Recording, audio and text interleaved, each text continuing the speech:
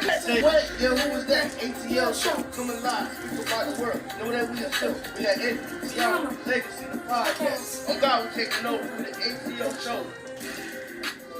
Naya, what? The ATL show's on. Duh.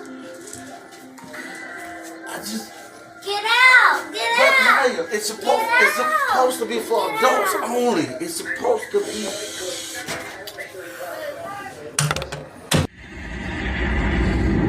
ATL, they're back. It's my time again. Anthony, Tioma, G7, Legacy. They're back. They're the best. Let's get it. Season 2. I'm the best in this shit, that's fact. And there's only one reason that I came back. I'm here to set the fucking record straight. Okay. I'm the best you ever catch that spell the way. First off, ain't no beef with the spitters in my city. But if it comes to 28, then shit get greedy. I'm shitty. Yeah, I shit on rappers. Either dead on the scene since you wanna be actors. This the message. I'm talking open hills and things. The schools over feeling foggy. I'll be patiently waiting. It seems y'all forgot who really runs the throne. Screaming y'all number one just because I was gone. See, ain't no stopping me now. I'm on the move. Going against me. Once you ready to lose. The game, the street, the zone is true. This the message. Hope it leave you from the rapper. Sure. Yeah. The message. So y'all know. Yeah. The monster is back. And I'm at my spot. ATL, ho.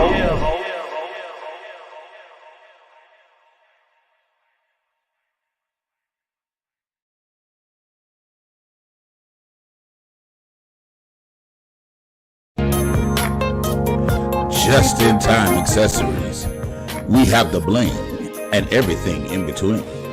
Tayama Copeland is your independent paparazzi consultant.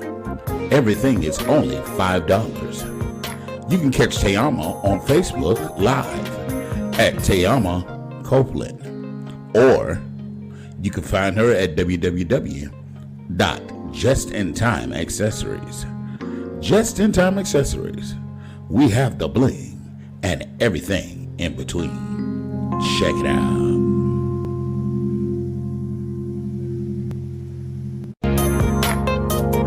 Just in Time Accessories. We have the bling and everything in between. Tayama Copeland is your independent paparazzi consultant. Everything is only $5. You can catch Tayama on Facebook Live at Tayama Copeland, or you can find her at Legacy Unlocked. When you're locked out of your vehicle, can't get in your car, call Legacy, serving West Palm Beach and surrounding cities. That's area code 229-630-7615. Available 24 hours a day, 7 days a week. Have you been denied disability, Social Security, or custodianship of your children? Call Antonio Williams. He has the knowledge and experience to fight the government on your behalf. Let him represent you. That's Antonio Williams, your non-legal attorney consultant. They weren't loyal to you. They were loyal to the opportunity. And a person who does not understand the value of loyalty will never understand the damage of betrayal. This is how we get hurt. We confuse loyalty with attachments. There is a massive difference with somebody who is assigned to you versus someone who's attached to you. Somebody who is assigned to you helps you complete tasks. But those who are attached to you only want to benefit from the task that you have completed. They don't view you as a person. They view you as a purse. People don't abandon what they want. They abandon what they were using. But I'm loyal. I'm a rider. Everybody is willing to ride while you're in the yacht. But who is going to row with you in a crisis? Loyalty does not require lights or eyes because it is a heart posture. It should not require my presence for you to be loyal. Loyalty is when you have my back behind my back. Amen to that. Amen. Loyalty. Who's got my back? That's the word for the day. He has brought forth the word. Good evening. Welcome to the Anthony Brown Show. I'm yours truly, Mr. Anthony Brown. Welcome to this segment that we call the ATL. Welcome, welcome, welcome. If you are new to this segment, definitely go ahead and click that subscribe button. It costs you absolutely nothing to hit the subscribe button, nothing at all. We're on our road to 10,000. We're almost there. I think we're about 100 and some change away. So go ahead and click that subscribe button. It costs you nothing. Also, click that like button. When you click that like button, that sends a message to YouTube to share our videos with other people with similar interests. And definitely comment below. And once you comment, we'll read and share your comments live here on this show and read them and respond accordingly. I'm joined tonight by the very beautiful, the very lovely, my sister, Tyson's mama. Hey everybody. Y'all see that hair? Yes, she is here. And the first thing y'all gonna say, is it permed? It's absolutely not permed. It's flat iron. Yes, took the dreads out, which took forever. Forever. Hey Mike, thank you for joining us, Mike. Mike, click that like button, the thumbs up. Appreciate it so much. Thank you for joining us tonight. I'm also joined tonight by my brother from another, same state. Pain in my back, my side, my neck, my ankles, my toes, my fingertips. But nevertheless, I wouldn't change it for nothing in the world. None other than Mr. Legacy the Great. ATL ho. And I'm also joined by. So disrespectful. Yes, he is. He can't help it. He didn't take his medication, y'all. Forgive him. Also, I'm joined by none other than the juiciest cakes on this side of the Mississippi River. Duncan Hines and Sarah Lee ain't got shit on her. So she can clap back, none other than Miss Juicy Cakes. Blessings, everybody. How are you all? Hey, lady. Welcome, Juicy. Welcome. Michael says, hey, Andy. And she looks great with her new do. Thanks, boo. Yes. She works hard for her money. Who you telling? I just woke up. Yeah. So you better treat her right. Hold that. Okay. Where's Tyson? Downstairs. Don't say his name too loud. Oh boy. That's a mess. That grown man to climb them stairs, child. Well, tonight's show is our last show of the month, and you know the last show of the month is just usually chatting with friends. You don't have any particular topic that you guys have something in particular you would like to talk about. I got a few things I want to share, and I had a few questions that was texted to me earlier. I'm going to share those questions with you all as well. But if you have anything in particular y'all want to talk about, well, this darn weather, this hurricane, this cold. Oh yeah, how's the hurricane for you all? Well, I'm already sick. I love hurricanes. I'm a storm chaser, so I'm kind of like disappointed that I'm not there to be able to be a part of it. I told y'all every time I talk to Juicy, she be on some foolish. Listen, I'll use my foolish. I go out to the beach. I used to take the kids, and we would jump the waves. And then I just drive down and be out and watch the different waves, the rain going and all that. Yeah, I like hurricanes. let me tell you, Juicy, that's the white side of you, bro. That's the white side of you.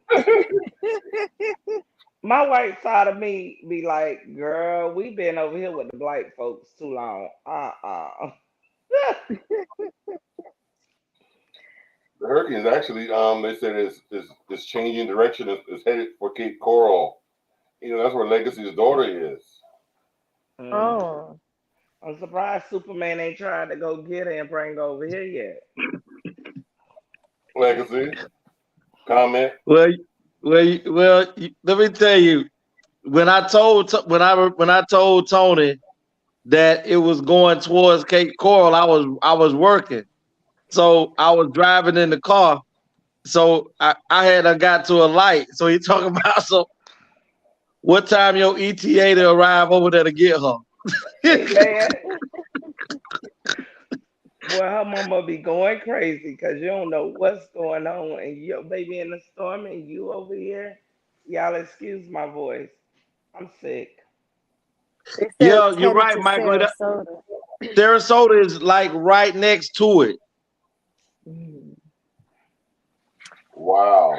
Well, it's funny.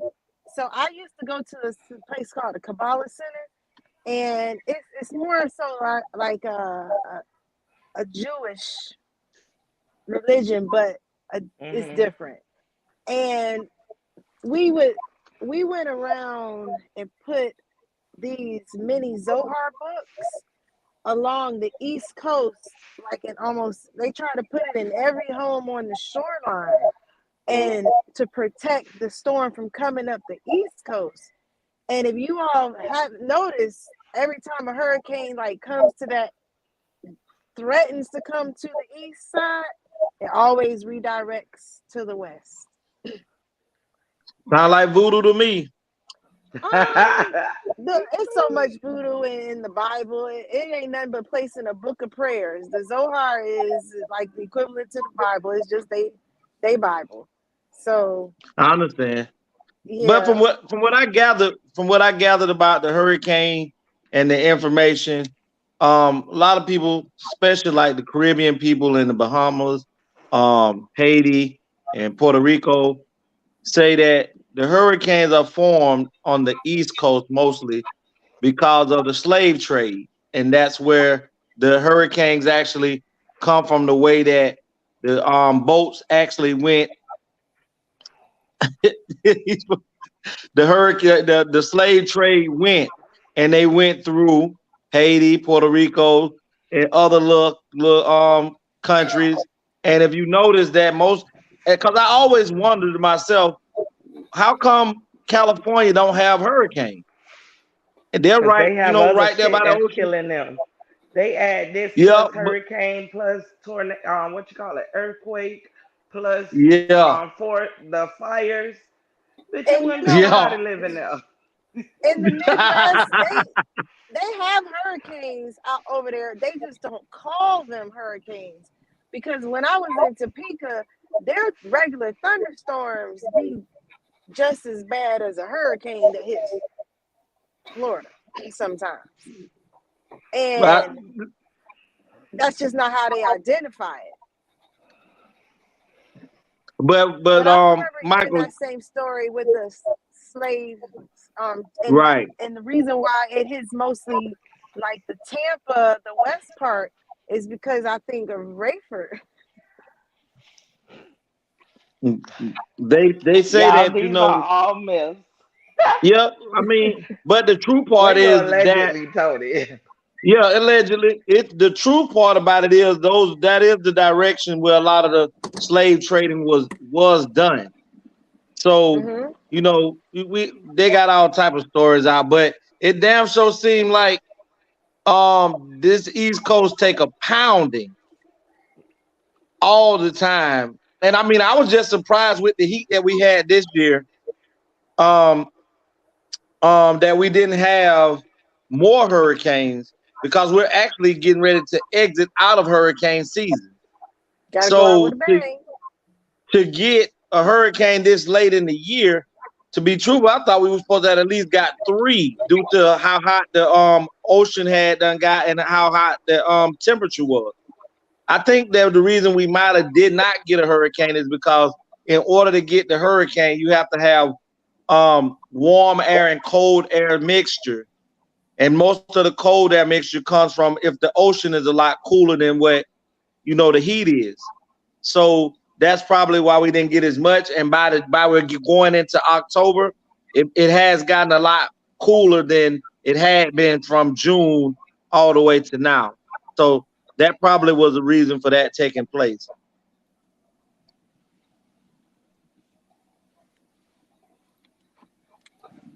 Okay. Excuse me. I want to see. Hold on, see if I can find this video that was shared with me. I want to share with you guys. I have two, so I don't know which one it is. They're both under Facebook. Let's see here. This is it. Yeah. Y'all excuse me tonight for not having my normal face and everything on the screen. I'm doing a lot of law work, trying to get some work done also that I need to get done, and I don't want to stop. And I asked my boss, could I do it tonight? Because I normally don't do it, but y'all forgive me, please. Check this out. This was a very interesting video that Legacy sent me a while back, and I overlooked it. I just happened to run across it tonight, and I was like, oh my God, I just want to share this with you guys. You know, for no particular reason, but I just wanted to share with you guys and say it'd be so amazing if bitty families could live like this now. But check this out. The story behind this mansion is just about as stunning as the home itself. I built this house not just for my immediate family, but for my extended family, including friends. Reggie Van Lee was a performer in the Alvin Ailey Dance Company. The Harvard graduate recently retired as an executive vice president at a Houston consulting firm. He moved out of his home in River Oaks after building this 20,000 square foot estate for himself, his three sisters, and their families. There's a hair salon for my sisters. The pool is for the grandkids. Well, this kitchen was designed for this house by my wife, TJ. Mark Zafars lives here. He's married to Reggie's sister. It's fun. We each have our own spaces, so we can see each other as often as we want.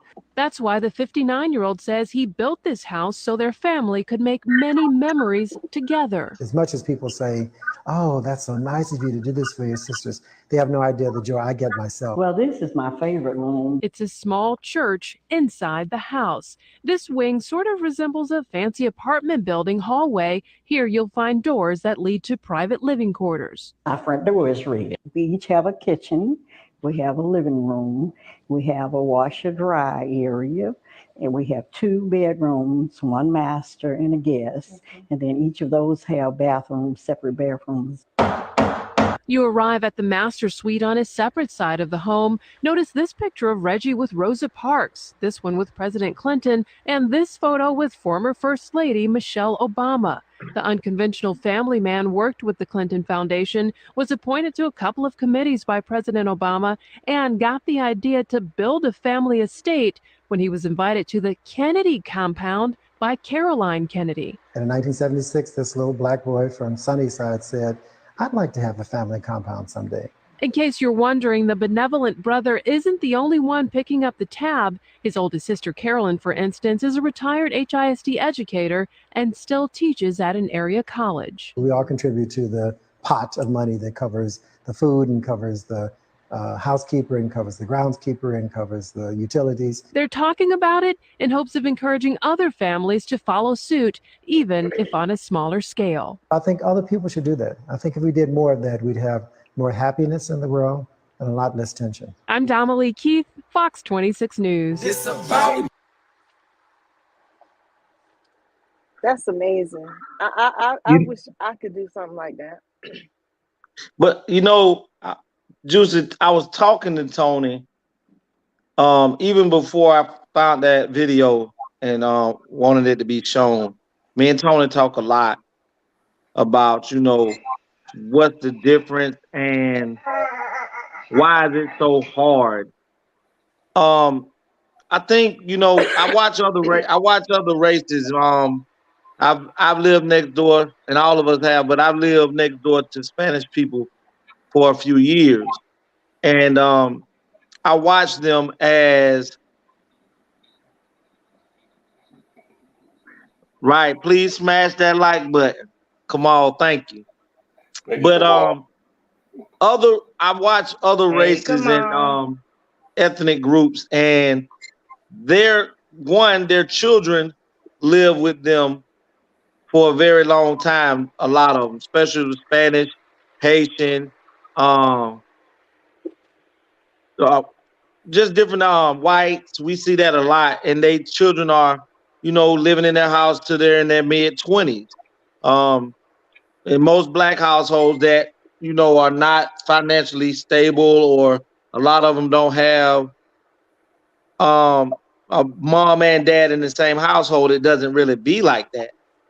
But just watching that, and it just made me realize just how much money is actually saved to where everybody could grow. Because me watching my Spanish neighbors, and I watched 5 different families live in this one big ass place with children and all. But I watched everybody's income go in the hands of one person who handles the finances for everybody. And that person makes sure that everybody gets vehicles, gets their own place eventually, and that person continues to stay in the home after everybody else move and get their own place. But he starts all over again with helping another 5 families do the same process again. And living by these people for the last 2 or 3 years, I've never seen a fight, a scuffle, a fuss about money, food, or anything. And they're all in it for one goal, for everybody to have everything. And it just behooves me. I don't understand why we as a race of people always are in competition to outdo our sisters and brothers in everything that we do. If I got the the first Jordan, here comes somebody talking about they got the Jordan 13s. This just came off. You just gotta take the shine from me, and I ain't had it but one damn second. Let's just shine together. They can't do that. They're like crabs in a bucket. Fuck it. I could not even imagine living in the house with some of my family members. Y'all trying to send me to prison the long way. But And when the house, Legacy, I have Legacy with his brother. Legacy will be trying to kill one of his brothers. Y'all know why we can't let we. Oh boy, but we each need family some got their humble own. souls.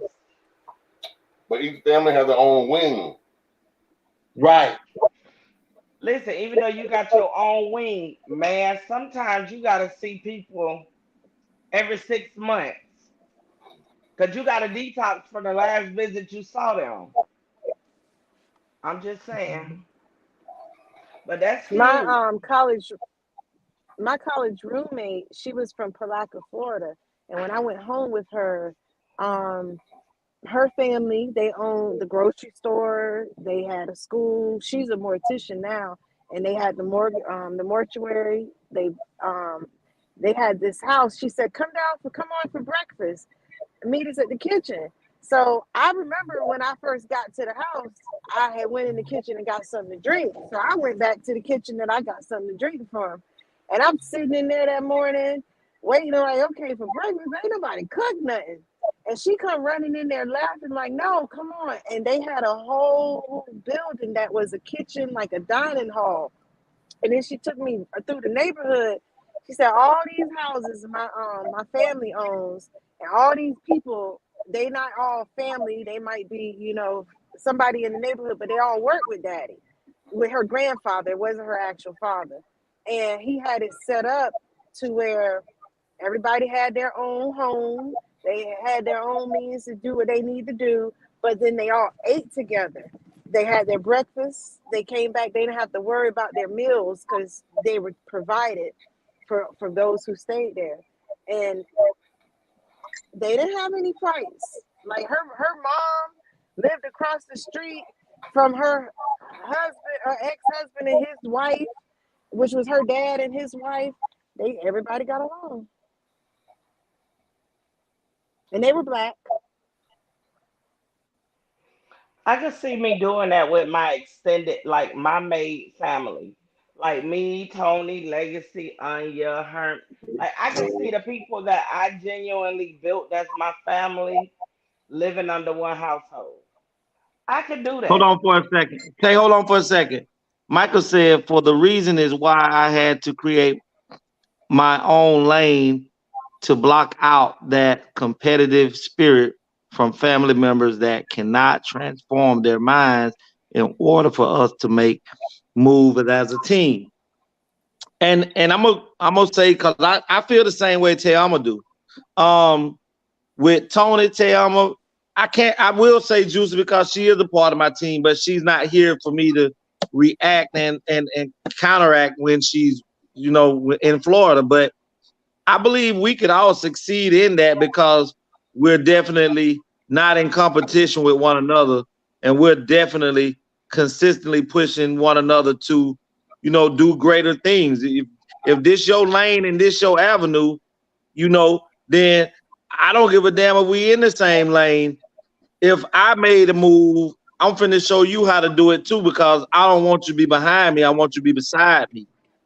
And I talk about this I talk about this all the time. And I tell people, I remember when we started this show in year one. At that time it was Tony and Tayama that was the only two that were entrepreneurs that was, affiliated with the ATL show. And I remember when Tony brought on Savage and then we brought on Juicy. And at that time I started to feel kind of fucked up, excuse my friends, because everybody that was affiliated with this show was doing something great. Was a boss bitch. Well, I can't never be one of them. I can't never be one of them. Oh, okay. So I still wasn't in that lane. So I watched Tay grow her first business. She was doing the jewelry, and watching her, Kamal say, I have been begging my children to come back home. They wouldn't have to pay a dime, only pay themselves by building a substantial savings while they're here, a savings with a purpose. No such luck. And before I move on, Kamal, I'm gonna address that. And I don't think that having your kids there, I'm talking about mine too, if that was to take place, and not having the responsibility of paying bills.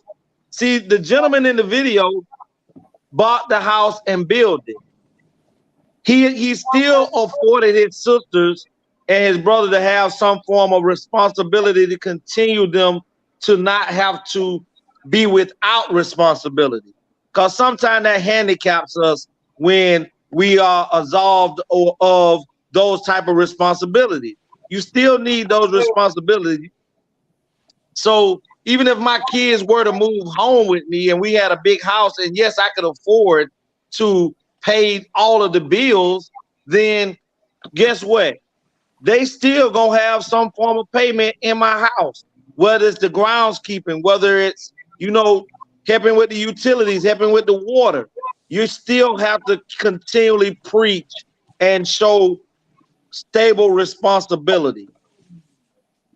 And, kudos to them all understanding as adults and older adults at that moment that they would have a grander purse by all chipping in and contributing to the bill than one person paying the bill. Because if you got a $500 a month landscaping bill and you got 5 people living in your house, that ain't nothing but $100 per person. And you still keeping money, everybody. But I want to jump on back to what I was saying. I ain't want to, because I know Juicy love to say I'm long-winded. So, but I definitely want to go on and say you ain't like I told a lie.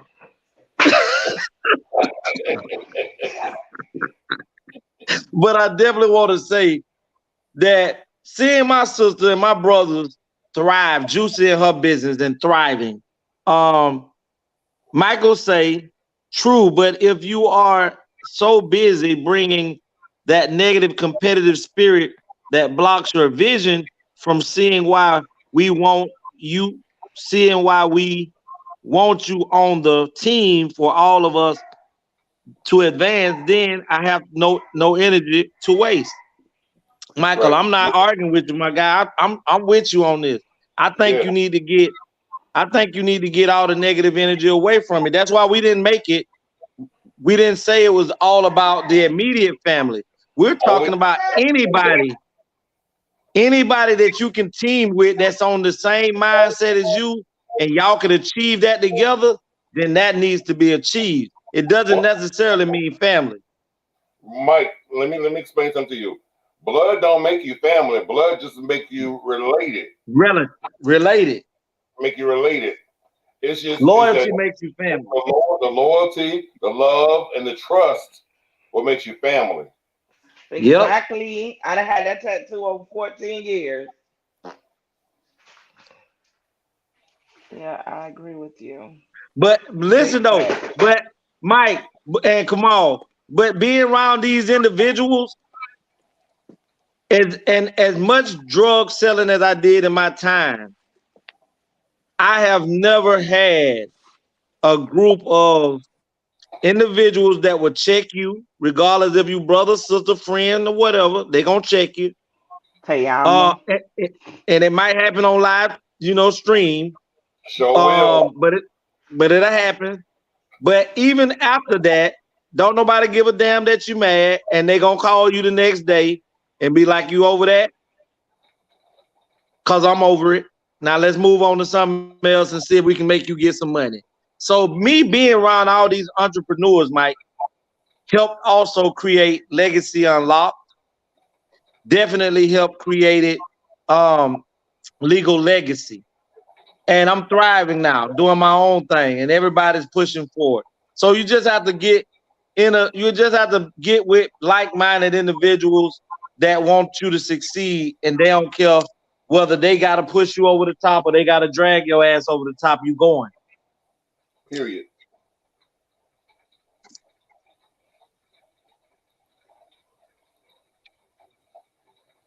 I have another video that I had received. Let me see if I could find Y'all talk to Mr. Tyson, and honey, he is ready. Okay. I've been hiding since I got home. See, I look like I got hit in the face with a bag of nickels.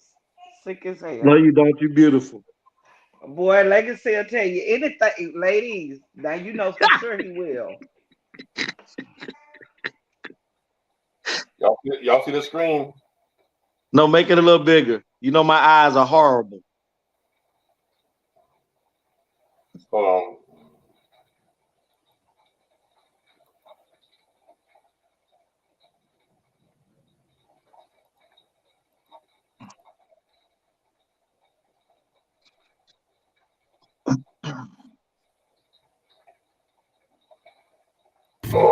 Can't hear it, Tony. Society tells women that they don't need me or need men to raise their children. Number one. Secondly, if you're too hard on your child, then that means you have emotional traumas from your past, so you're taking it out on your children because you know how hard it is to be a male, especially a black male in America. So you force your children, or you want your children to be better. So now you look at it as, oh, you have emotional trauma, so you're taking that on your child. Then you have people, when you tell your child something, they go around you and they say things to your child like, oh, you know how your father is. All you're doing when you do that is you're giving the child an excuse to cave into you because they're looking for escape. When you keep giving someone an escape, they will always run to the escape. So sometimes the parent that does that, they think that they're a better parent because the kid talks to them more. But the kid only talks to you more because you're easy. People always run to what's easy. That's the logic. But nowadays, these children are master manipulators. They're really good. And the sad part is, the parents that are really good parents are the ones that are getting less credit because of the fact they understand what it takes to survive in the world, especially to the magnitude of what they want to achieve. These kids want to achieve great things, but they don't understand that the fathers are the most valid thing. It starts with dads. It's proven fact. Look at statistics. almost 70% of black men in America right now that are incarcerated come from single mothers. It's not my opinion. Look up the statistics, it's facts. And the fact of the matter is, when you have a strong, prominent father, and that man stands up for you and pushes you to be great, and you don't want to embrace it, that means you're already embracing the loser mentality. Don't let that go over your head. Listen to this. One of the hardest things in 20. I agree with that. I agree. I agree. Come on, Rainbow. Kamal I say, wholeheartedly agree. okay, listen, Kamal, before you start, Juice, let me read it. My purpose is for them to save their money they would normally pay on their own. The money they save would be to kickstart their businesses and real estate investors. It would be free. I Amen. think you're right. I think you're right, Kamal. But go ahead, Kate. No, I would say I agree with that. And what the video was saying, because I experienced it myself. I've been on both sides, I guess I could say. Um, yeah, that'll be fine. As a mom and my kids' father telling them the same thing and being like I think it's I always used to say, you just trying to get on their good side because you're lacking being accountable. And then I'm hard on my children because I know what I experienced in my life, that if I don't, they might experience it too. So Right. I don't like, okay, I can answer. Today my son called me from school. Can you see me? Okay. And as soon as I answered the phone, he was like, uh-oh, I forgot what to say. And I'm like, you forgot what to say? No, I don't know what to say. And I said, what you mean you don't know what to say? Like, who around you got you where you can't speak? Like, because I know we know how to communicate to each other. So who is in your ear having you feel uncomfortable to speak to your mother when you call? Like, the first, he couldn't even say hi. And I guess he was more excited of what he was experiencing. But me and my alarm, I went, motherfucker, what the hell you mean you don't know what to say? Like, why the hell you call me and you don't know what to say? Right. Who is around Old you? Stormy What the fuck is Cloud. going on? What you need me to do? And the teacher hurried up and grabbed the phone and was like, ma'am, I just wanted to get your permission to see if he could represent our school and it's like some chamber thing of excellence. And I'm like, and you couldn't figure out what to say? All you gotta do is say, Mom, can I do this? Like, huh? But the way he presented it triggered me from things that I've experienced in my life. Right. And I was like, oh hell no, what's going on? Where you at? I'm on my way. Turkey gangster. Yes. Hey. I had I those, just and I apologize. I just called a stormy cloud. That's the first time I ever seen a stormy cloud. Okay. Listen, it was already on and popping, and I was like, I don't even know where I'm going. Ty. Told you Legacy called him up now, child. You know he ain't supposed to be nowhere near me because I know I'm sick. He like the hell with it. I said, okay, let's give you some medication. Listen, the reason I like that video so much because I'm telling you the truth. You know, living it. You know what's crazy is this. My daughter's mom, when it comes to her and what I want to do with her or how I really want to maneuver with her, yes, I had to go through the course to get stuff, to where we can be on even playing fields. But I don't get a lot of the pushback like when I came to the sons. I remember putting my kids on punishment, and I would have to work at like 4:30 in the afternoon, and then get out to like 3 in the morning.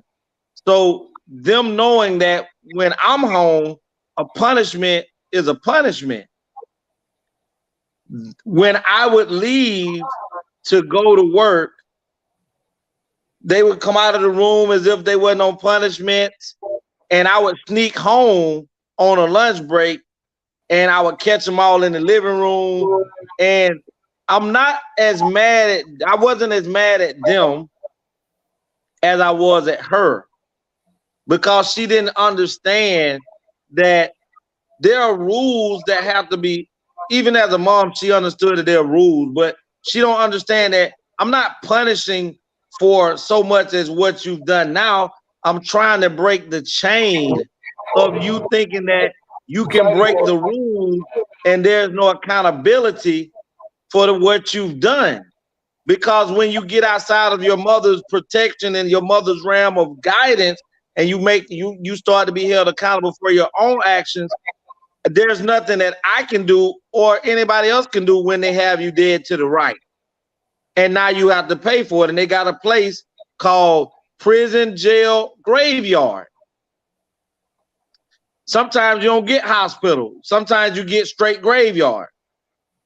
And I think sometimes mothers, when you have a father that is active in their children's lives, you have to fall back and understand that that's that man's child. And he loves that child just like you do. So even if you may didn't like how he handled the situation at that time, unless it's abuse. If it's abuse, I think you should always step in. But if it's just dad verbally instructing, and I ain't talking about cussing you, I ain't talking about that. I'm talking about actually sitting down, talking to his child, letting his child understand why he's being punished or why she's being punished. And even though you may think that the punishment is severe because he got to be in the room for 2 weeks, then damn it, he got to be in the room for 2 weeks. And when the father is not there or at work or gone somewhere, you know what makes that even greater is when the child comes to the mother and say, "Can I do this?" And she looks at him and say, "I can't get you off of punishment. You have to discuss that with your father." Because that was something that I was big on in my household, that if your mother put you on punishment, I can't absolve you from your punishment. Y'all, backstage, Tony is doing me so wrong. He is doing me so wrong. So we just have to understand that if we want the best from our children, especially if we have our kids in our lives and that father is active in that child's life, sit back and let him do his thing. Because I know you don't want that child to make the same mistakes he did. True. Legacy Tony for me, please. Gather Tony for me. Hold on, let me see. While he's reading that, check this out. Dear ATL is a segment of the show where you, the viewer, can write in and tell us about what's going on in your life. And we will read your letter and respond to your letter live here on the air. So if you're experiencing relationship problems, best friend disputes, baby mama, baby daddy drama, marriage issues, church hurt, church issues, and many, many more, send your letters to theanthonybrownshow@gmail.com.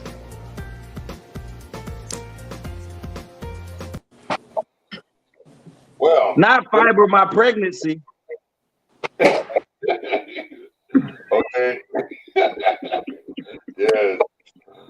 Listen, we haven't had an ATL letter in such a long time. I got a phone call today from a friend of mine, like right before the show started. So of course I didn't have time to type it up. So I'm going to tell you the story instead of reading it because I didn't type it up. I'm going to tell you the story. Dear ATL, a young man met a young lady in the neighborhood. They was, I guess, at a convenience store or whatever. He walked up to a exchange, conversation. She was feeling his vibe, feeling his flow. They exchanged phone numbers. He said, he want to take her out on a date. She said, fine. So maybe a week passed. they were talking on the phone. He took her out on a date. As a matter of fact, he took her out on six consecutive dates, and all Yeah. 6 of the dates were lovely. I'm gonna tell Byron help you. Mute, Tayama. All 6 of the dates went lovely. So on the 7th or 8th date, they had sex. So now at this point, they're really feeling each other because now they're sexually attracted to each other.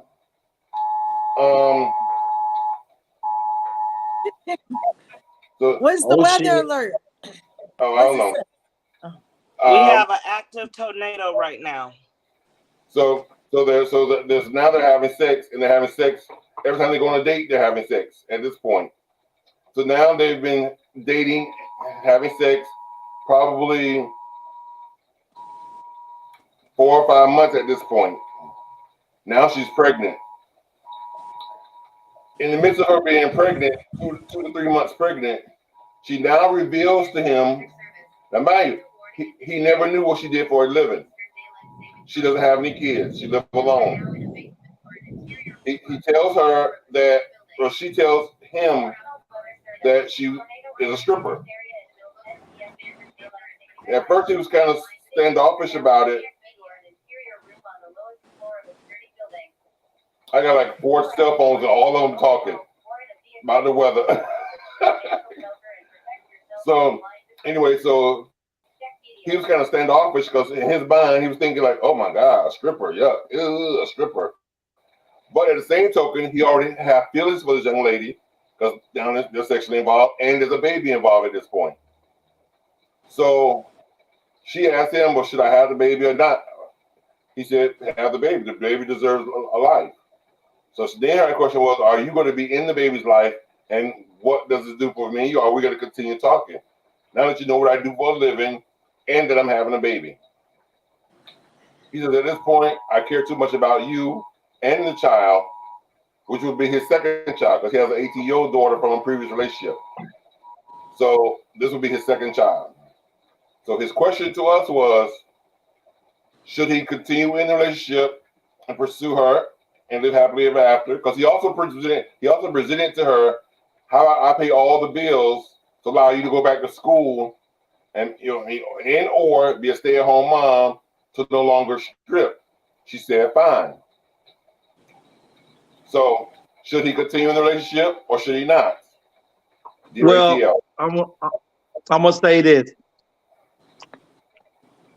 Hopefully, she's committed to living a life, where money will now be given to her or rationed out to her by her soon to be fiance / husband if they are to move forward with this. One thing I can tell you is, it's hard to go from a person who's making $2,000, $3,000, $4,000 a day stripping to now you're living the modest life and your husband might give you $300, $400, $500 a week. And, you go back to feeling like you got to ask for it or, that person, rationing when you're used to having access to that type of money. So if she's willing to truthfully give it up and live that normal lifestyle, and she understands that this will be better for her to live, to go back to school, get a degree or whatever, or be a stay-at-home mom or whatever, if that works for her, then and she good, I think they can live great. But if she gets caught up in the moment and notice that her pockets ain't as fat as it used to be, and she really has to be home and she can't really mingle and communicate with that type of lifestyle no more, sometimes it's hard to break habit that you've been doing for such a long time. And, I'm hoping and rooting for him that she can, but it's going to have to be a made up mindset for that individual, that's something she's willing to give up. I do think that the child does deserve to be here, but I also think he needs to do a blood test to make sure that ain't nobody re-skeeted over his ski. Okay. I think that he should move forward because he's already did it. I think they went about it the wrong way. And at this point, once you going raw, nothing should be a surprise and everything should be accepted. Because if it was an issue, you should have wanted to know what the hell she did before you did what she did her. Like Totally. that Totally. throws me for the loop. Now, when it comes to like a mom and a woman and a first child, you know, we do things, but it's a hormone, it's something that kicks in. And when you become a mother, most mothers, because I do know that in this world, anything goes. But for the most part, you learn to set the childish things aside and be who you're supposed to be. A child changes you. And her being a stripper was to bring in whatever her reason was, that's her occupation. That doesn't define her. And it can set a characteristic mold of this is the type of standard she had. But if she even just danced like in the what is that Players Club, that girl only did it for school, and when she got what she needed, she was done, and she went on because she had a plan. You know, she met someone, she is being with this person, and if he has the capacity financially to be a man and be responsible as he should for his actions and hers and their choices. Yes, because he All said means. he has the means to pay for both houses. He's not although his house is bigger, he want her to move in with him and raise the kid as a family. Right now, since she has her own house, he's like, I can pay all the expenses in both houses. But they also investment. So he they have a way they can she can move in. It's temporary because I think like I said, everything is going in the right direction. So I think at some point she is going to move in with him because he has a home, she has an apartment. Well, if she got an apartment, she could let it go. If she ain't owning it, she she could even And the only thing like to me is they need to have that heart to heart on truthfulness, because to leave things out is a form of a lie. And so if she felt something about why didn't you say you're a stripper from day one? I mean, he enjoying her skills. Yes. So a state of experience. Right. Go on and keep riding. Okay. So yeah, so that was the question. Should he stay in this relationship or move on? I send my blessed wishes to you. He all in at this point. Yeah, I say stay in it. If you need any help as a single mom or a new mom, not a single mom, I do doula courses. I help with child parenting and breastfeeding. I'm a lactation consultant. So I give you some help. And I agree with you, Juicy, but piggyback on you when a first time mother has that first child, something in her changes, and more times than little, more times than none, for the better. But I know there's one girl that was a street walker, street hustler, gambler, lesbian, straight up stud, looked like a boy, act like a boy, thugged out, my nigga, my dog, da da da da da. She ended up getting pregnant because she was also on drugs. So in the midst of her sleeping with this dude that she was kind of feeling it, kind of sort of as a friend, but she was sleeping with him on a regular basis because it was drug money. In the midst of her getting pregnant, like you said, something kicked in, and almost like instantly, she and that dude went out and got married. She started wearing those dresses, let the hair grow, arching the eyebrows, get her nails done. The beautiful came out. She was no longer the so aggressive dude. She was now the woman. And it was just instant. And it was her first child. And the child. And usually with the right, that's where the conception and the union goes. And if he does his part to help her be who she needs to be and allow her to be, then you are all in when emotions are involved. That's what Tommy Randall. But once he does his part as the responsible man, then he sets the tone. Their relationship is going to just thrive because she has the support. A lot of mothers on their first child, they have that feeling, but then it gets hard because they don't have the support. They're doing it by themselves. And so then that burden changes from, oh, this is a beautiful thing, to this is what I got to do. And So as long as if he can afford both households, her finances ain't gonna change. no, and even if he can't, and he can only afford his, and she come in and Think and Grow Rich, they need to get married before that child comes here. It's already done in like we say, the roundabout way, but that's another way to, they say, mastermind each other, and you then get like power boost as a couple. So if he tells her, come home and go to school, follow your dreams and pursue your dreams while I do everything I need to do, she's going to set the bar because she's setting a standard for her child. And that's the next commissioner. Okay. Any other comment on that topic, on that letter, or should I move on? Going once? You can move on. I think they both covered it, but I was team legacy all the way. Okay. Because, honey, if that money don't look right, I'm sorry, I got to go back in. Okay. Now, recently in the news, there was I can't remember where I saw what channel or what TV it was on, but a lot of men, while more black men are choosing to date outside of their race, will even travel outside of the country to find love. I told my son, because we hold black men to the highest regard and accountability, and some of them just don't want to live up to who they need to be. So white or another race can see them in a different light, and they co-sign the BS. They let them, they do whatever they do, and they just they got their token. You think that's what it is? What I've experienced. And you also live in Rainbow Land. No, I don't. I live in DC. Yeah, now you it do, might be Juicy. Rainbow Land. It might be Rainbow No, Land.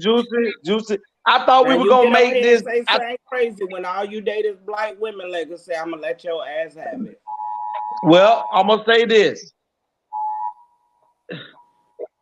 Silence don't work on your phone. Why haven't you dated outside your race? Well, let me explain this. That's a yes or no. As will I? Yes, I have started to become tired of the craziness that I see black women do on the regular. And yes, it is starting to feel that way. But have I done it? I haven't. Is it something that is considerable for me? Yes. And it does not What have. day you getting your hair done? What day you coming to get your hair done? Pull it. But at the same time, thanks for the cosign. Okay. What day you getting your hair done? Okay. I'll listen. I'll call you on your white side.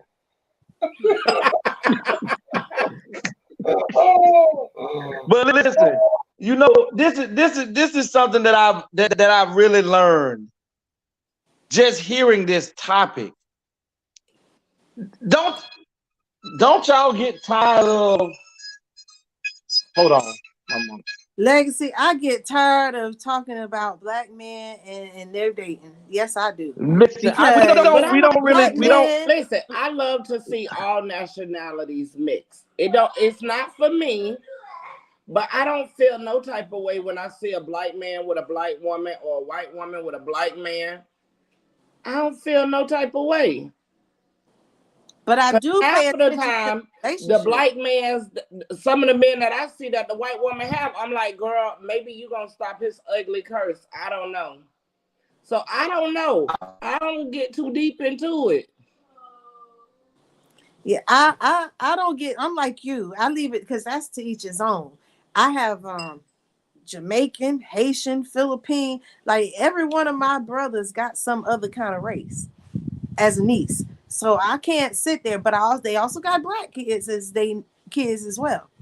I'm Let me not tell here you. to judge a I say race. to each his own. All I know, I like my meat well cooked. So, honey, my penis got to Wow. be cooked too. I'm not finna be with no raw meat. Fuck that. So I can't help you. Oh Lord, my But sister crazy. but I have with my own eyes and my own experience in some relationship counseling. When I say hold accountable, we do have expectations that men say we're bickering about. We want you all to be your best and to do your best. And in that sense, because we're the ones, it could be from the mama, it could be childhood trauma that the man was talking about. It could be all that. But when another race come, and it's either the ones I usually see, the Mexicans, because we talked about how they cook and do everything. Then that man is comfortable because now he don't have to worry about doing it. All he got to do is just focus on what he enjoys. And even if he don't choose to come home, she okay because I cook you tacos. Um, it's they get away with it. Oh, I can't agree with that, Juicy, but I'm gonna say this. Black women love to say that the reason that black men are going or leaving the country or dating outside of their race because they don't want to be held accountable. That's not necessarily the truth. But Has what if nothing to do it's with their one of. preference? Hold on now. I just let Juicy talk, so let me talk. We want to be held. Y'all want to say that black men don't like that black women hold black men accountable. No, that's not the case. I've seen Tayama and Wick.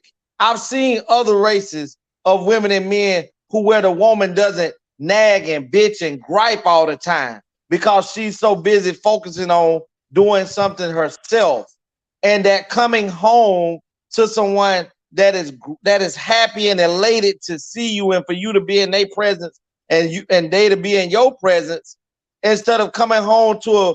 And I'm gonna say this, and I don't mean no disrespect, but because y'all do know there's some bitter bitches out there that every time you turn around, you come home, something as simple, an argument that has to blow up to something. And I'm not talking about all black women, just like y'all are not talking about all black men. But truth be told, black women are the angriest people on the planet. And not that, and the only difference is y'all do it to where it can be seen, to where it can be talked about. It's in public. Everybody knows about it. We have white angry Karens that are now getting exposed. But outside of the white angry Karen, you don't see the relationships unfolding in the middle of the street with a bunch of white people all the time. It happens and is filmed and is recorded by us, for us, and exposed by us. I don't see too many white men treating a white woman or black women the way black men treat their women. You guess when you find out, Juicy, during the divorces, when you find out that that white woman been getting her ass tore up the whole entire time because they know how to keep their business in the home.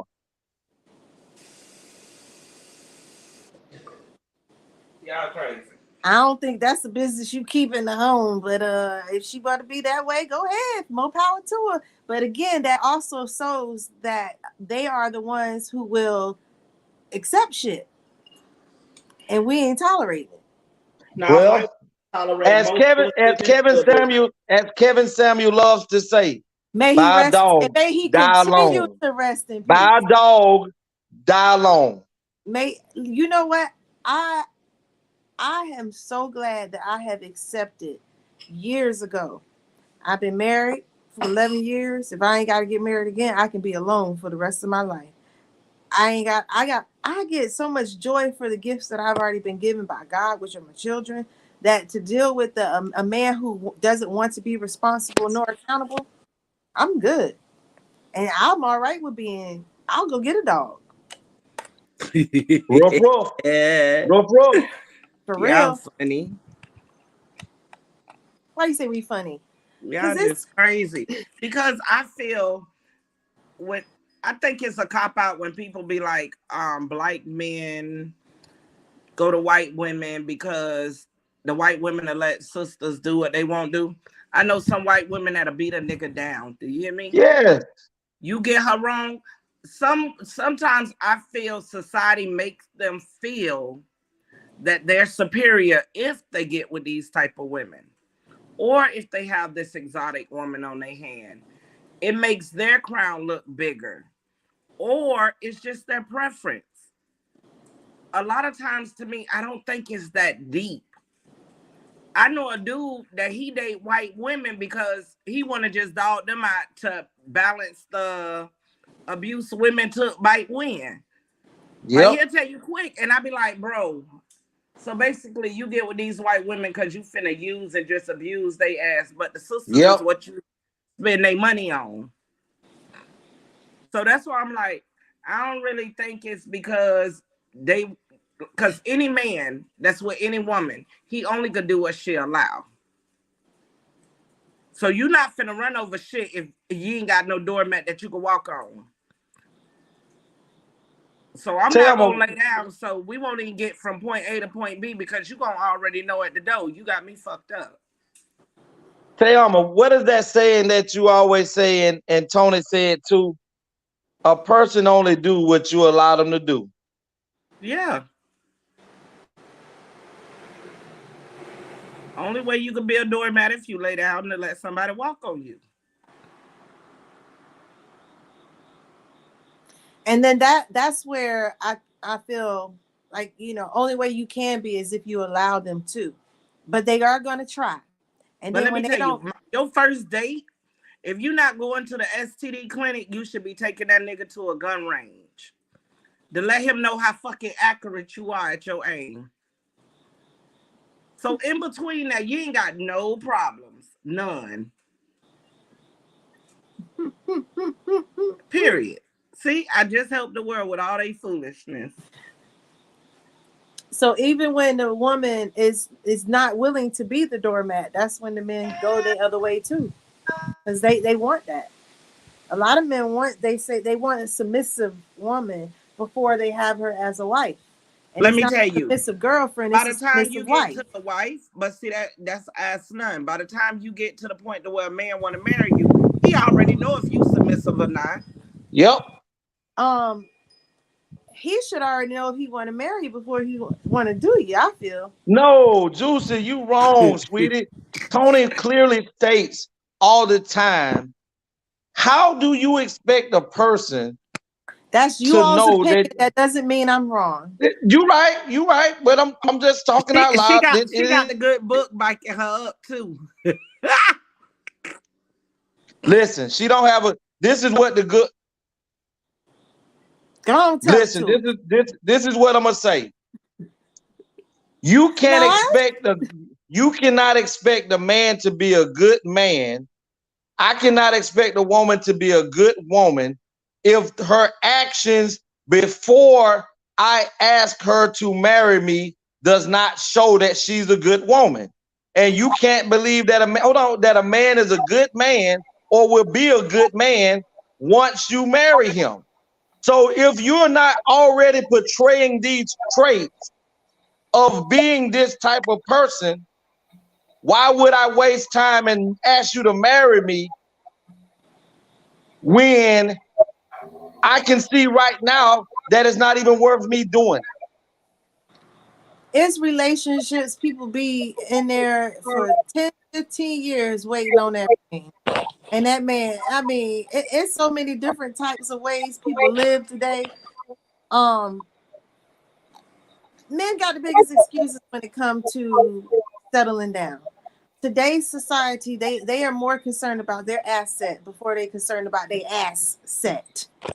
Actually, I don't think that's true, Juicy. I hear these men are more ready to get married than us women. What when men? I say girl, Listen, Tay, ready. let me say this, Introduce me. beautiful. Let me say this to you. Tay, I promise you, most men want peace. Most men want to come home and not be nagged and drilled. Okay, so That's all we want, and to be able to get but some when we want it. if you're doing what you're supposed to do as a man, you ain't gonna if get you're drilled. doing exactly what you're supposed to do as a man, not as a hoe, not as trying to pretend to be the man, no woman ain't got no argument to have. In my house, But as Juicy, anybody I agree. You can't argue. I agree, but that has to be both ways, sis. That has to be both ways. Let me tell you, normally if you got a good man and he's stepping up to the plate, you're gonna have that woman that's gonna meet you there. There are more Juicy there are more women. There are more women now that will bypass a good man so that they can try to chase a figure. You can have a good man in front of you. Hold on, you can have a good man in front of you making $60,000 a year, busting his ass. Huh? Nothing. Don't go by me, child. Hey, when you said 60,000, bitch, I got lost in the sauce. And listen, you see it, but that's what I'm saying. He may be an all-around good man for you. He may be the best dude for you, and that's where he's at. But if you're going to look at his purse, look at his bag, and say this does not equate to him being a good man, most men don't look at a woman's bag and say because she only makes $42,000 a year, because the average woman in the United States of America makes $42,000 a year. That's on the high end. The average man makes about $55,000 a year, and that's on the average. So if he's making 60, he's above average. So therefore, we're talking about a man that goes to work, don't cheat, that comes home to his wife, his woman, his kids, and he's still not looked upon as a good potential husband now in today's society. That whole scenario don't sound right. He come home to his woman and his kids, but he don't look to be a husband. He's the husband. I said in society. I didn't say for every woman, but if you actually be on these podcasts and stuff like that, the way that I'm on it, you will see it yourself. The ATL. Tony, have you heard it? Have you heard of it, Tony? I've heard it, but what I want y'all to do is, because the scenario y'all are giving me, I just watched 2 nights ago on, there's this app. There's a free app on all cell phones. It's called Tubi. There's a free app. Download the app. It's a streaming app. There's a show called Faithful. Watch that. I promise I got y'all. Tubi. Yeah, everyone has a cell phone has Tubi. It's free on your phone. You just download it, watch Faithful, and exactly what y'all are saying. A woman, a man with a child, perfect relationship. She's happy. He's billionaire status. He has a career. She's a stay-at-home mom. She come to go as she please, spend as much as she want. She just spent $100,000 on a portrait of a painting. That's how much money she got. $100,000 was nothing to spend on a painting. She has everything and anything she wants. They have cars galore, bodyguards, chauffeurs, everything. He loves her. He worships the ground she walk on. Tells her, but that dick ain't hitting on nothing. I bet you. Wait. Dude, husband is fine as all outdoors. She goes to the gym. She has a personal trainer, which is a female. But it's one particular time she goes to the gym. The female was not able to be there. So she sends her cousin in. Cousin is a man. So she cheats on her husband with the personal trainer. And that's all I'm going to tell you. I'm telling you that sex ain't hitting on nothing. Matter of fact, watch so it. Let me, so hold on.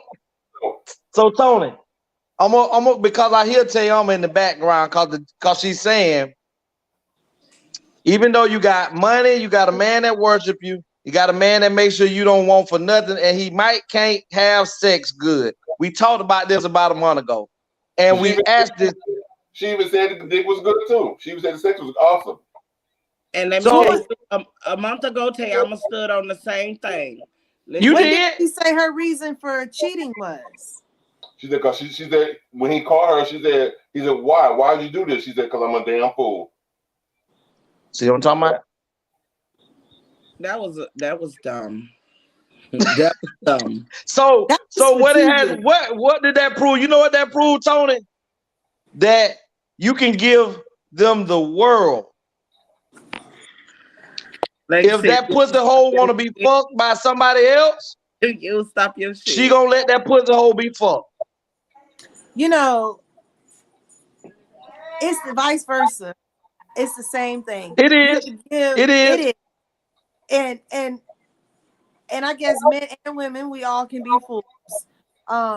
Okay, I like that, Juicy. I like that. You know, I don't understand cheating. I don't agree with it at all. Like, listen, I don't want to deal with you no more. I could break up with you for a fucking day. Let me tell you, and go do. It ain't no need to cheat. So it's just ridiculous to me. Listen, if you break up with me for a day and a dick went in you less than 24 hours, there is no getting back. It shouldn't be. To me, once I have let somebody else touch me, you ain't touching me no more. I don't even want you no more. I'm not about to go. No, I just. It'd be hard to go. Listen, I'm one of the ones I don't know how to forgive. So once you do something to me, anything I do, I feel I'm fucking justified. So you can't go by my. She's crazy. Look at this show. You cannot go by my logic, okay? Because once I'm a Leo, once you try me, my logic get real fucked up. And I'm the kind of person that once you done cheated, I'm not gonna deal with you no more either. Like, the hell, I wasn't good enough. I'm good. I can walk away with the quickness. Zero. Hey, wait. I wait on Legacy with that when she said I wasn't good enough. Legacy be like, "Oh, it wasn't about you that he cheated." That's how I'm gonna take it. Because Okay. to me, ain't nothing better. Here's another question. As a parent, do you believe in punishment versus spankings? I believe in both of them. Amen. Amen. I mean, we can start at the punishment level, but if it ain't clicking, Steven, it's gonna click. But let me listen. With you bringing that up, with something that you said, when Legacy say black women will literally go off on someone in public, I think it comes from our discipline. Wherever you cut up is where I'm gonna cut your behind. We been because our mama ain't playing. Right then in the grocery store, the church aisle. What the no, ain't happening. I mean, it's been going on since we were jits. It's embedded in us. You don't wait for it. You wait for it now. You didn't address the situation when it happened. It's past. Then it's too late. Shall pass. It's too late. You got to missed handle the it opportunity right to get you missed the teaching opportunity. Yeah, they ain't gonna catch on. And that's for children and men and women. Listen, I agree to a degree, but when it comes to children, I think you have to definitely do it then. But it just depends on the degree of disrespect or being tried by your significant other, where it can warrant to be showed out upon then, or there's something that we can talk about home. But with my child, I do believe in, like Juicy say, I believe in both of them. I believe that there are levels to everything. When you first get in trouble by the police, you know, you don't go straight to prison. You go to jail and you get a bond. And you might get probation, depending on what the crime was. But with the punishment is me giving you probation from not getting the ass whipped. So this is why you got this week in the room with no TV, with no phone, and all you can do is read a book. that's what you got. But there are some things that a child can do that warrants for that child to feel a little fire up under their butt. I want to say, parents, please, pretty please, don't read a book as a way of punishment, because that then pushes the child against reading, and reading is fundamental.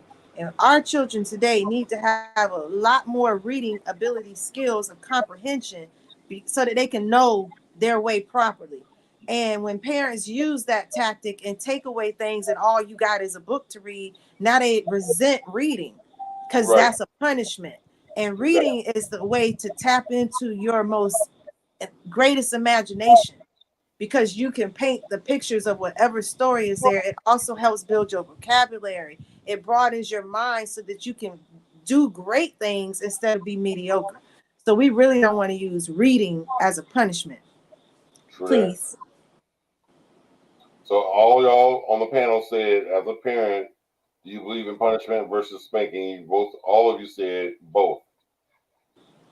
You could put some rice down and let them kneel. They could stand on the wall and hold their hands out. They could hold books and make that penny not fall. But we got tactics. You gonna learn today.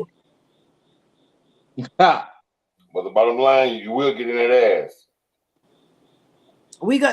Bottom line is, I parent and correct the unwanted behavior. That sounds so cute. You will get in that ass. Okay. I have another question for y'all. Y'all ready? Be honest. Do you have a favorite child? Don't have to say the name. We had this conversation at the dinner table not too long ago. And I told all of them used to be my favorite. Each one, then another one came, and then another one, and then it's like, damn, God. Legacy? No, I am a little bit more lenient as life has taught me lessons of raising kids. I'm a little bit more lenient and more understanding with the last child, and I don't give a damn about you doing all of that, Santa Claus. I'm like that with my last child. He's my favorite today. My favorite is who I am in front of at that time. Baby. Whoever I am in front of addressing them at that time is my favorite. Newbie's my favorite every time she cook. Okay. But I am a little bit softer on my daughter, and I just don't want to be as physical and angry or as intimidating to her as I was when it came to my boys, because I was just so afraid that by their mothers not being the disciplinarians in their lives, it left me to be the total disciplinarian. And so whenever I walk in the house, I was also a fun dad. I like to play video games and watch movies and all this type of stuff with my boys. But I also needed them to understand that if you warrant me to stomp this floor and let you know that I am him, then I don't have a problem doing it. And so I gotta say, each one is actually a favorite, but in their own way. They all have something that they do that I like and I enjoy doing with them more than I do with others, because that ain't something the other one like. And so I'm thankful. I'm blessed. I do peace, love, harmony, trust, and strength, and all of them each one of them give me one of them things. And so that's what I feel I need to be filled and be whole, and I receive it from each one in their own way. Like one might give me peace while the other one singing all damn long. So that's the harmony. He might not want to sing that day and another. So it's just like they just jump. But all of them, I love them all the same. Okay. So Tiama, she's not here. I think she's either lost signal or she's not feeling well. Because earlier she mentioned that she wasn't feeling. She was feeling a little under the weather. Mm-hmm. So she may not be coming back. I'm not sure. But Tiama, her favorite. I'm not gonna say. That's for her to say. Well, I was sending the link to the show so somebody else could see. But again, I want all y'all to go over to Tubi. Tubi is a free app that's on your cell phone, your smartphones. It's a streaming app. You can download it for free. Pull up Faithful. It is an awesome movie. It's probably an hour and 20 minutes, an hour 15-minute movie. But it's a great movie. And it's going to capture your attention that you're not going to want to stop until you finish it. So it's a movie, not a TV show. No, it's a movie It's a on the app. series. Oh, wait. So I don't know. okay. I don't know if it's a series because I only saw one show. Okay, because I don't mind watching a movie, but if it's something I gotta watch episode after episode, I can't do that. I saw one episode and it like I said, it captured my attention from the very beginning. Okay. Yeah, I don't mind watching an episode. I mean, a movie of something, but them episodes like in TV. Oh my God, that just take up too much time. And like how people sit that long. And it's filled with twists and turns. Like just when you think this is gonna happen, then this happens. You're like, well, I didn't expect that. Then when you think now that's gonna end, then this happened. So it's a lot of twists and turns. I think they're just gonna blow you. Like, I can't even figure it out no more. I'm gonna just sit back and watch. And I think sometimes like with that, people with money, they take a lot of things for granted. And how she probably really thought that she had life just so good she could have whatever she wanted. They kind of treat the world as their toy. Right. And so she probably think it was.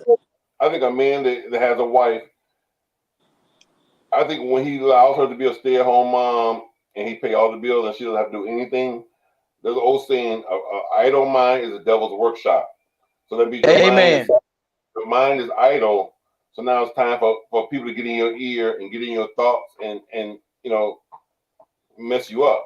So I think even if she's not contributing to the bills, she can still get a part-time job.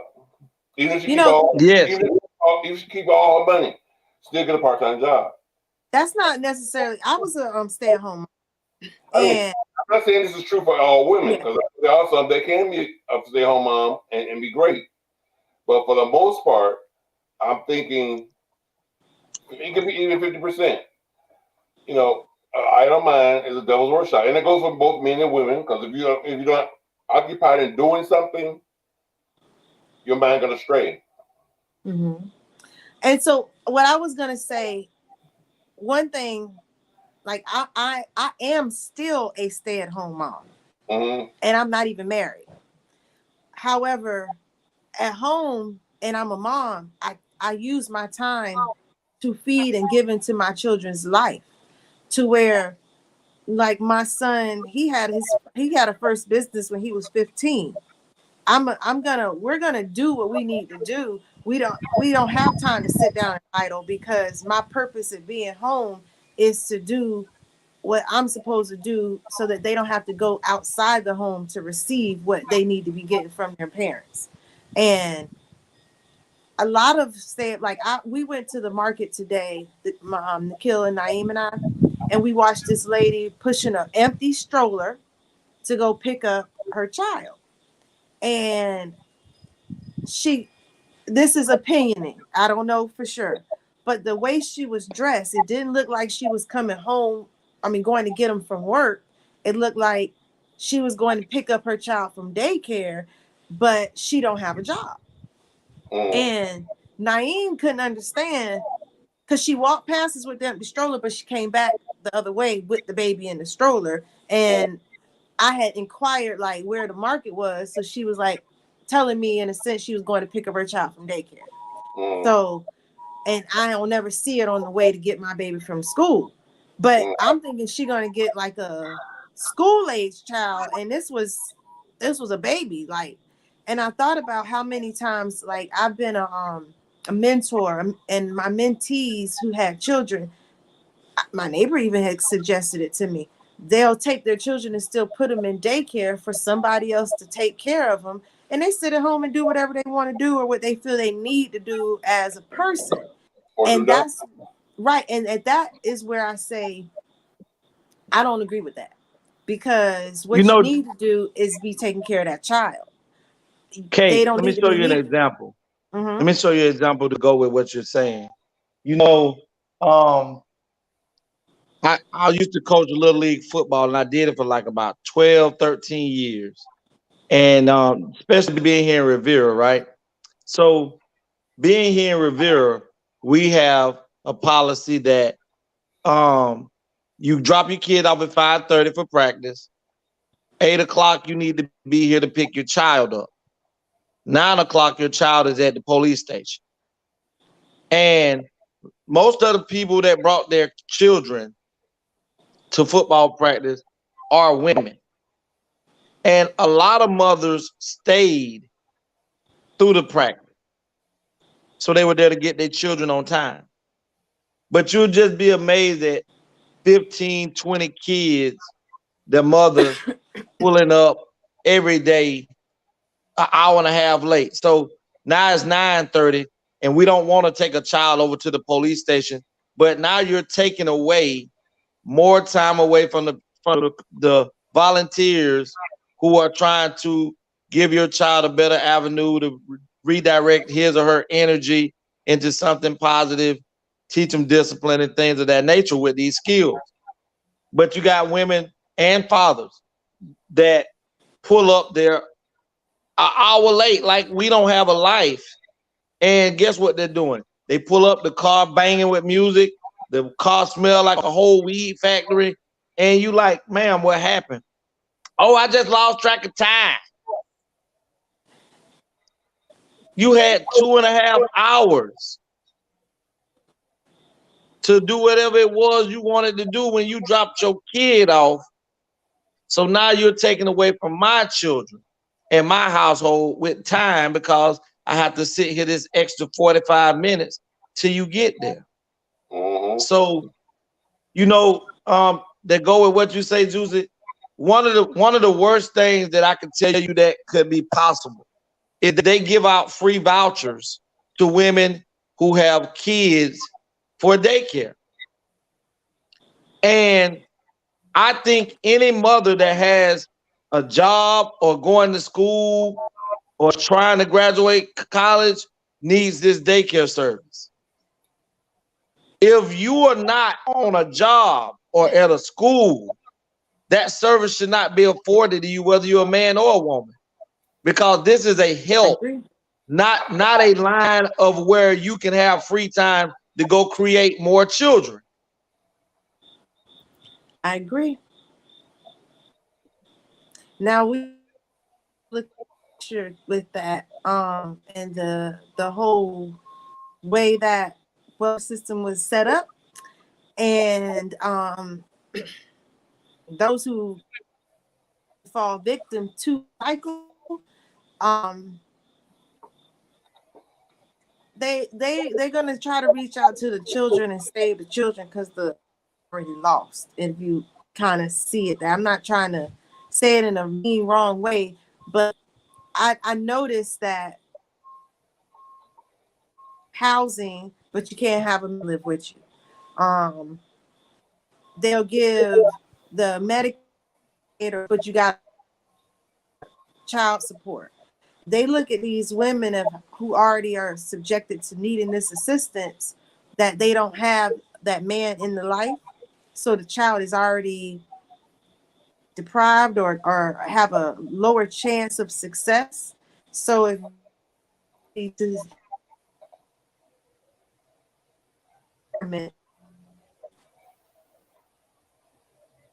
chance of being a better person. So there you could get care family central to single moms cooking them an opportunity to say now there's no need to say you can't go out because you have your child is.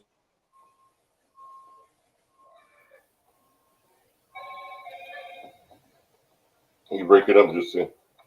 Well, Tony, I'm gonna say this: why Juicy trying to get back together? One of the best times that I can remember, and I think I brought this up before, or one of the best programs, the way it was set up was through the Clinton administration. And the Clinton administration made it to where that all of these programs that these women were benefiting from. You had to be in school. You had to be doing something. You had to be on a job to get housing or Section 8. And you had a time limit to do these things to help you, as they say, pull yourself up by your own bootstraps. This is when technical colleges were thriving at that time, where you can go get all these technical jobs as far as electrician, welding, plumbing, cosmetology, all of those skills that were out there. They gutted that program and just made Section 8 housing available for people who just got kids. So now the vast majority of people who are on housing or getting these vouchers and on these programs don't have a cutoff time. So now you can be raised. You could have been raised in the project your whole life. Your mama could have lived there her whole life, and grandmama started it. So now your grandmama, your mama, and you done lived in the projects or on housing your whole life, where you don't have to pay real rent and real mortgages.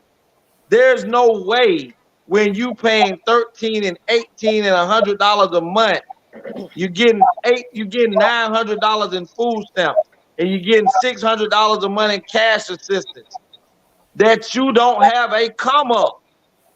Because even with that in the household, if you stop spending the money on the drugs, the weed, the weave, the club outfits, the shrimps and the lobsters, you can be off of you can give yourself 5 years of that. And by the time you come off of that, you done got your college degree, you done got your job, and the assistance that you use can be utilized for the next person that needed it. That place where you were staying, it can be utilized for the next person that was needing it. Right. This system of how they got it structured is to make it to where the black man and the black woman never want to leave from up under having to take the responsibility of living a real life.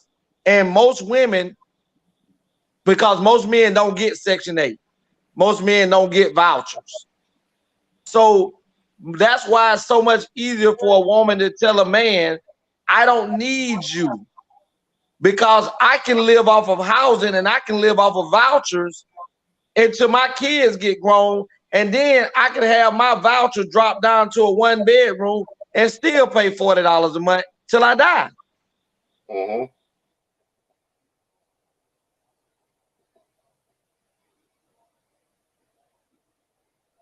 That's true. You're absolutely right. I remember a lady used to, when her children got 17, she was hurry up trying to get pregnant again.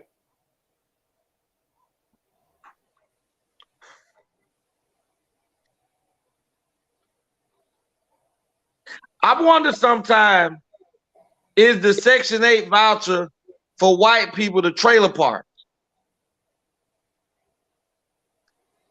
Because, yeah, you may see a few white people living in the housing projects and up under the vouchers, but we are glorified for it. And people don't understand why they call it a project. It's called a project because it is an experiment, right, to see how we all act living amongst each other. And most of your violence that take place in the United States of America take place where there are vast majority of black people living congregated up with each other together, conjoined together all the time, to where all we do is kill each other off. I'm not saying that white and Mexican, because the most violent group of people on the planet is a gang called MS-13, which is a Mexican group. And they kill up each other too. But when it's glorified and talked about and talked upon, is when they expose us African Americans, us Black Americans, as the most violent type. You Negroes. And that is, it's so hard sometimes getting that mindset out of us to say, okay, I don't mind taking the voucher, I don't mind taking the help, but along with this, there needs to be a time limit, a cap of how long you can live here, unless you are an elderly person or disabled. But that's who that should be for. Well, you know, it's funny because that's how it initially was designed. Like, even with the cash assistance, you were only supposed to get it for a certain amount of time. And food stamps was supposed to be for a limited amount of time. But then they changed it and renamed it and left it and made it unlimited. The housing was the only thing that was like, once you have it, you have it. But then there were transitions that if you could use, there are people who can buy their homes with the cash, you know. But you know, a lot of Black women aren't even taught about that, but others are, because they don't want them to be homeowners. They want them to still be constricted and deprived, stuck in that cycle of just being taken care of. And I wish we had a better welfare system that we could have for each other, as a sense, like how that man was talking about, he built that home for his family. You know, I wish there were people who put forth things together that help the community so they didn't have to depend on the government, but gave them a position to be. I always thought about transitional houses and creating a place where if a mom or a woman needed somewhere, or even man, but needed somewhere to go, they can stay there and get themselves situated so they can go get a job. And where they are, they're learning how to do these things, because there's some people who they don't know how to write resumes, they don't know how to interview, they don't know how to answer questions properly to get the job. And so then they're just stuck in that system, stuck in the cycle. Each one got to help each other. We got to help each other. Each one, teach one. Yeah. Yep, I agree.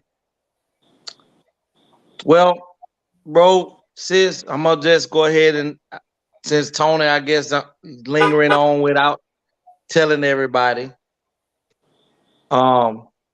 Today was our last episode till we go into season 3. We'll be having a rerun, so we're gonna take a break. We will be, airing our reruns from our shows from the past and up until now. So continue to watch. We definitely will air every Tuesday and Friday, still the same way that we do. There's a bunch of shows that you newcomers haven't seen, and you old participants get an opportunity to relive and participate in again. We're gonna go ahead and get out of here. I gotta finish some work. I love you guys. And we're gonna start off with the juiciest cakes in the business. So you can find me when we come back on for season 3 on the ATL show every Tuesday and Friday. And you might catch me on some of the replays, because there is a season without me. And then there's this one with me, season 2. That's the best one, y'all. Tune in to season 2 videos. Check out my website, enliventoyou.com. We've got a few more things going, and she's doing her thing. And so got a couple more products she's added. Not that they're new, but she's put back available to the public. I'm on Facebook as Nicole Purse, and you can hit me up on Instagram as Miss Beautiful or TikTok Miss Juicy Cakes. Dog, you long-winded. Hey, that's a good thing. He waited all night to say that. Listen, Juicy wins. All right, we How gonna go about ahead that? and give a shout out to our sister T Savage. Don Allen, you didn't get to make this season in this show. Savage, you didn't. And Tay, you probably resting because you wasn't feeling good. We appreciate y'all and we love y'all. Shout out to Auntie Adrian for participating in the show and everybody else that came on and participated. We're gonna bring the boss man to the stage. AB, let them know. What up? I'm Anthony Brown. You can find me on the Anthony Brown Show on YouTube, Instagram, Twitter, and Facebook. Also follow my Facebook page, Anthony the Writer. You can follow me on TikTok and Facebook Reels under Anthony Brown 561 or Anthony the Chosen One. But words to live by is grind until you shine. And for business purposes, 561-768-3710. And a new one I got, like I was telling somebody, they heard of Biggie Smalls. He's the notorious B.I.G. Well, I'm the notorial VIP. I'm a notary. Yeah, he's the notorious notary. That's it, the notorious VIP. Listen, y'all know who it is. It's Legacy the Great. Sad, but it's true. But y'all can reach me on Facebook at Dream Williams. You can also locate me on YouTube up on the Legacy the Great. My email is legacyunlocked@mail.com. Cell phone number for Legacy. If you're locked out of your car, you need motions and things like that filed, I'm definitely the person. I will fight harder than any attorney that you probably know. I accept phone calls all the time, days and night. If I don't get you at that moment, leave a message. I'm definitely going to call you back. You can reach me at 229-630-7615.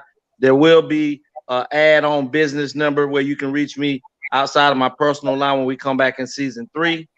And as I always try to tell everybody, you know, I think Tony said it best when he was talking to the gentleman earlier. You know, build with who builds with you. And blood only makes you related. Loyalty, trust, love, honesty makes you family. ATL, ho, see y'all in November. I was going to say, before you close out, I forgot to tell y'all can tune into my YouTube, Juicy Thoughts, because I'm going to get up and going. Since I got accustomed to Tuesday and Friday, I'll get my thing going too. Well, we'll still be doing shows. I'll still be doing shows for the month that we're out because the Anthony Brown show doesn't stop. So, and for those members of the ATL crew, family, friends, you know, that's available, I'll be drawing you in here and there to do whatever it is I'm doing. But yeah, we won't be a stranger. No. Still tune in every Tuesday and Friday. We got something for you all the time. 9 p.m. ATL ho!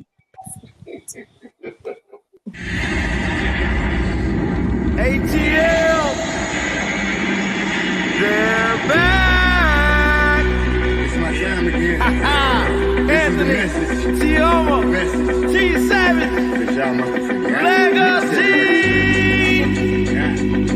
They're back. They're the best. Let's get it. Season 2. I'm the best at this shit, that's fact. And there's only one reason that I came back. I'm here to set the fucking record straight. Okay, I'm the best you ever cast, just spell the way. First off, ain't no beef with the spinners in my city. But if it comes with 28, then shit get gritty. I'm shitty. Yeah, I shit on rappers. Even dead on the scene, if she wanna be actors. It's the message. I'm talking open hills and plains. The schools are feeling foggy. I'll be patient and waiting. It seems y'all forgot who really runs the throne. Screaming y'all number one, just because I was gone. See, ain't no stopping me now. I'm on the move. I'm on against team. Once when you ready to lose. The game, the street, the zone is took. This the message. Hope it leave you funky rapper, sure. Yeah. The message. So y'all know. Yeah. The monster is back. And I'm at my spot. ATL, ho.